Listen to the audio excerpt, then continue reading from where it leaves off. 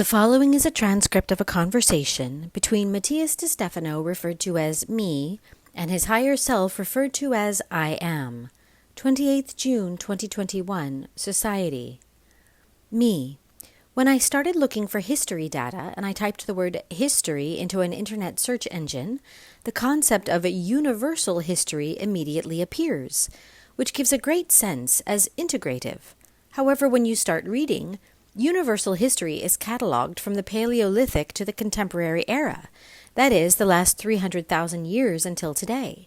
In short, the universal history covers only the human. The rest is called history of the earth or history of the cosmos. This got me thinking about the importance we place on ourselves as a species, as something apart from Earth or everything else, considering that the short 300,000 years of our existence are universal. I am. At first, humans considered themselves children of nature, part of this world, until something happened. Me. What? I am. They arrived. Me. Aliens. I am. There were many who came to this world. You remember it well. Me. Yes. Although I was not one of those who came to explore, I do remember when they started talking about this site. We called the Earth Angilusaha. You could say Anglusaha. I have a few memories of when I lived in the constellation of Orion. Today I know that the world I lived in was close to the system they now call Rigel, leg in Arabic. But I do know one thing, that there I was in charge of project management, as a kind of military man who does not make wars, but a military man who manages farmers. I am. Farmers of worlds. Me. Yes, there were many like me, and many farmers. Their function was to find propitious worlds where seeds adapted from other worlds were placed in nascent species. In this way, we ensured the continuity of the information. I am. In the same way that cells multiply, in the same way that many viruses and bacteria move their data from one body to another, from one cell to another, many beings performed this same action with the function of keeping the inheritance alive in different places. It is like the male that fertilizes various females to expand his territory, or the bees that pollinate various trees. Nature has sought hundreds of ways to ensure the continuity of information through time, and certainly space. Some worlds have seen the need to visit and monitor developing planets by incorporating data and information into their DNA in order to keep the information alive. Me. Why don't you interfere and allow us to self-destruct? I am. Because it would be like a bee intervening in the color of the flowers. There are things that must take their course. Your approach is paternalistic. The fact of believing that someone from outside has to come to save or fix what happens here. It's only 300,000 years of history, which is a brief development to be able to really be aware of what you can do. It's as if you think you have to intervene in the life of a 5-year-old because it can't be that he doesn't know how to perform complex algebra accounts. He's still learning the numbers. Humans are learning numbers like that 5-year-old, but despite that, this kid knows he's capable of great things. Therefore, it focuses on itself, giving itself universal importance. Me. For in its DNA lives the universe. I am. Many of the farmers of the worlds, planters of DNA, left their universal imprint, something that accelerated the process of human evolution more than that of any other species. This made them see reality from another place, knowing that they could understand the cosmos, understanding themselves part of something greater, higher, guided by patterns of thought transcendental to what this world is. This made them feel special, different, unique, direct children of the gods. Me. Sure, it separated us from the earth and united us to the universe. I am. That is why they considered themselves universal, complete, surpassing. Me. What I don't really understand is why we did it. That is, from the point of view of extraterrestrials. Why not intervene now if we decided to intervene in the past? I am. The farmer who sows a seed knows that there is a process until the fruit matures. It is not good farming to stretch the shoot so that the plant grows faster. It requires patience, perseverance, acceptance. Humans are growing, sprouting as a species. There is still a long way to go to flourish, and much more to deliver their fruits. Me. So we must continue. I am. And therefore, from the heavens, the sowing is contemplated. Me. Will they eat our fruits? I am. Some do. Others will simply take new seeds to continue planting. Me. Then we weren't all so aware. I am. You confuse conscience with morality again. Me. It's true. I think it's a big topic that will be hard to assimilate. I am. Follow. Go on and on. That's the question of evolution. It's a continuous process of understanding, practices, testing. The sowing of a civilization does not occur in just one season. Remember, it is the consequence of the cycles, which have taught you about modifications. Me. Like which ones? I am. None of the vegetables or fruits you eat today were what they were thousands of years ago. When, in the Mesolithic, 15,000 years ago, the development of agriculture began, most of the vegetables and fruits were wild. The large maize you know today were nothing more than small bushes with 4 seeds. Sunflowers were small flowers almost like dandelion. Tomatoes were like berries, and carrots were long, thin, white and brown roots. The lettuce was like a yuyo, the bananas rounded and small as a finger. Each fruit, each vegetable was very different and even toxic for human consumption. Me. And why do we use them? I am. Because toxins in smaller doses are medicine. The sages of the past, the women daughters of nature, interpreted the doses of each food, root, grain, fruit, to be used in the purging of the stomach, intestines, kidneys, to improve physical functions and moods. This made them stop looking for these plants in the bush and began to sow and cultivate them in the gardens to have control of their population. The fertilizers used, being watered every day, made them grow bigger and bigger, and an innovative idea emerged, genetic modification. Me. In the Paleolithic? I am. Yes, already in the Paleolithic. This modification was based on grafting, a way to generate new species by joining stems of various plants. The reason why this was done is thinking about creating a single fruit with 2 or more healing potentials. This generated modifications in the fruits that continued in the seeds. Playing with genetics, they were obtaining plants with more seeds or greater volume of their fruits and leaves. Me. Wow, amazing. I am. Just as extraterrestrials were farmers of our world, humans also became farmers. But this is not just a human quality. There are fungi, plants, insects, and other animals that also sow and cultivate. In some species, this is a natural quality. This quality of sowing has taught us that products regenerate again and again in each season, and that they have a constant process.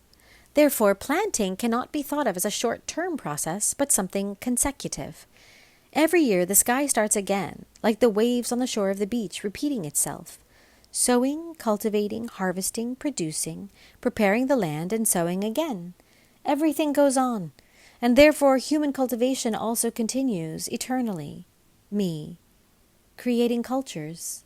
I am. Societies.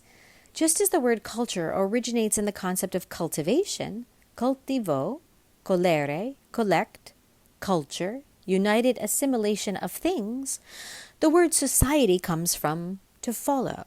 Its etymology leads us to seku, from the Indo-European to follow, which gave rise to soku, the one who follows, follower. This concept generated what in our languages we call partner. Socius, being that in Latin the C is read with the sound of K, socius. A partner is a partner who follows a project, something joint. Thus, the quality of following the same project is known as society. Me. Used a lot for businesses. I am. A company is an enterprise, and societies are the groups of individuals who decide to undertake a joint project. Thus, a conflict, a need, an idea, an intention, a project, a love, a hatred, a philosophy, a common history, a language, all this and more, can unite different beings to follow each other in the same direction.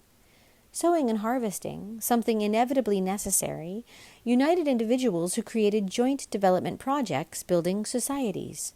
Societies are, then, the sowing and harvesting of humans. Every so many cycles, they regenerate, evolve, go through bad processes or good years of productivity. They change ideas, projects, intentions, develop, mutate. To see societies evolve is to see how a plant grows. At the beginning, there is a lot of expectation, and all the intention is put.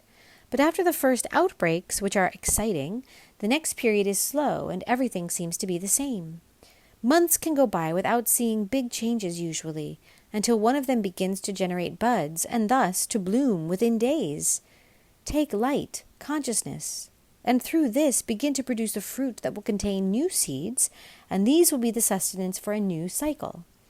Like the process of agriculture, societies are harvested, but instead of being an annual cycle, they are usually secular cycles, that is, of at least a century. It takes a century, in which between 3 to 5 generations enter, to be able to make a complete generational change that modifies a society. Because from the beginning to the end of a century, things can change abruptly, giving rise to a new worldview and joint projects. Me. By this do you mean that, having started a new century in the year 2000, it takes at least 5 more generations to see the social results than we are generating now? I am. That's right. It will not be until 2100 that you will be able to look back and understand all that has served what you have started in the year 2020. And it is in 2020 that you can recognize the changes that have been brewing since 1920. The society of 1920, the generation of 20, was the one that began the changes that during the next 2 generations, in 1940 and 1980, could end up manifesting in the transition process, making only generations like yours, living childhood in 1990, could really live in a new society transcendental to that before the world wars. Me. Wow, it's true. I owe it to the generation of the 20s that I have been able to be free in a society of the 90s. I am. Think of it then this way. You are the generation of the 20s, making the change for the following 90s, those who will live the turn of the century in a different society. Me.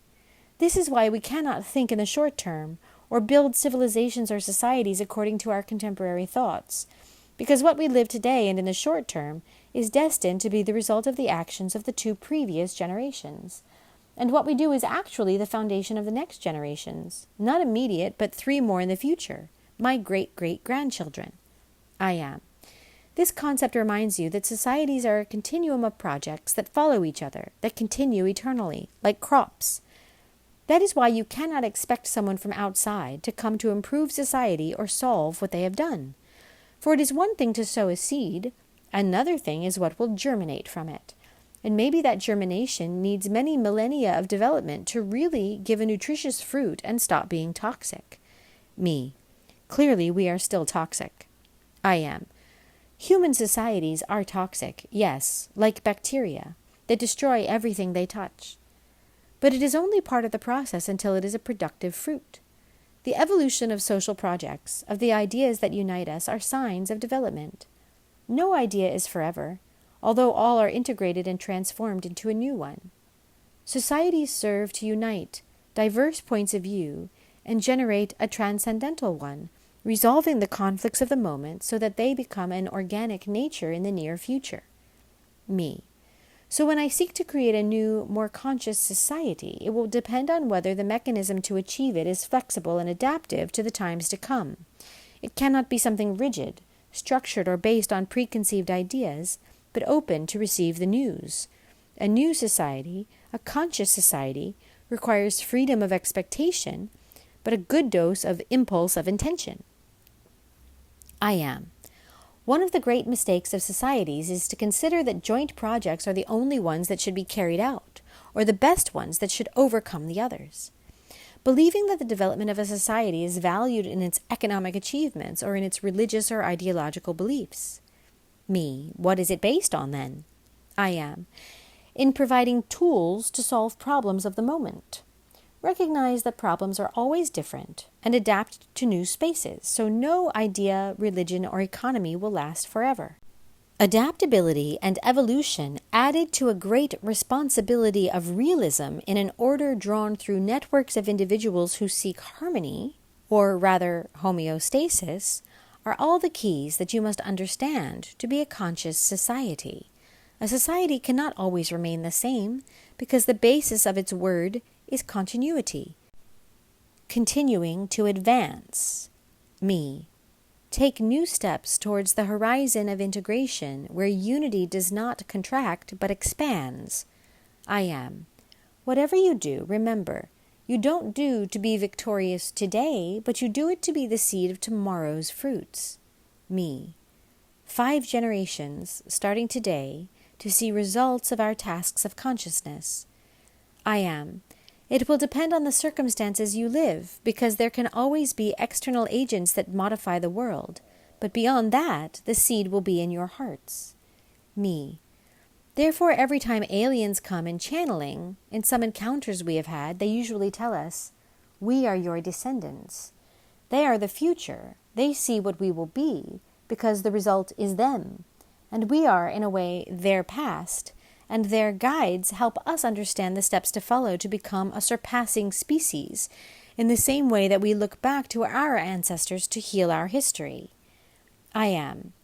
You are a product of your actions, both from the past and from the future. What you do today will build your tomorrow. So with patience and perseverance, and one day you will be able to enjoy your fruits in a new society. Me. I am a product of my actions. And what I do will define who I am. And what we do together will define where we are going. It will define society.